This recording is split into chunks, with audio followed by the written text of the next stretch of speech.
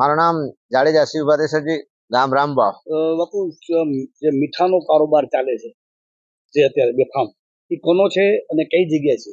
ભચાઉ તાલુકાના ભરૂડિયા ગામની એકલની બાજુમાં જે મોટા મોટા કારખાના રહ્યા એ બહુ બેફામ હાલે છે. અને નીલકંઠ અને બે કારખાનાનું મને નામ નથી આવડતા. નીલકંઠ વાળાનું આવડે છે.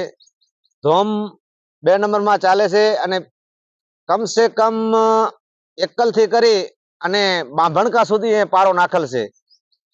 ગેરકાયદેસર મોટા મોટા ટેલરિયા રામવાવ રોડે હાલતા હોય છે. 2 થી 3 વખત મેં એની રજૂઆત કરેલ છે અને હાલની તારીખમાં ચોમાસાના હિસાબથી બંધ છે, પણ ઢગલા હાલમાં હાજર છે. માલ પડ્યો છે. એ કોનો માલ છે બધો? એ નીલકંઠ વાળાનો લગભગ છે. એ કોણ છે પાર્ટી?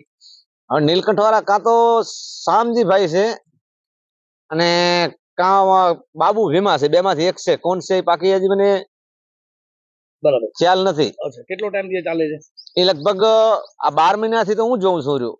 પેલા હું આ વિષયમાં નતો, પણ 12 મહિનાથી જોઉં કે ભૂમાફિયા મીઠાવાળા રહ્યા ખુલ્લે આમ રણ આખો દાબી નાખ્યો. હરણ છે કે બીજા પક્ષી જાય ક્યાં, અને અભયારણ્ય ની અંદર આવે છે. રોડ જો નતો નીકળતો, એકલથી બાંભણકા રોડ નતો બનવા દેતા, તો આ મીઠાવાળાને મંજૂરી ક્યાંથી મળી?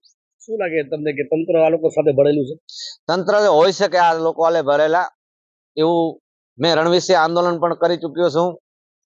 જે આંદોલનની અંદર હું બેઠો તો કે અમુક લોકો એવા પણ નીકળ્યા હતા કે હશે ખંડણી વાળા, તો મને એવું લાગ્યું કે આમાંથી આપણે હટી જવું જોઈએ.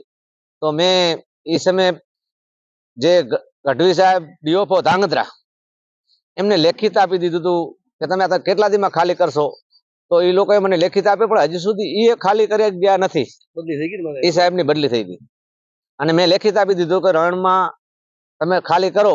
અને પછી હું હટી ગયો તો હવે મારે આ રણને લેવા દેવા નથી.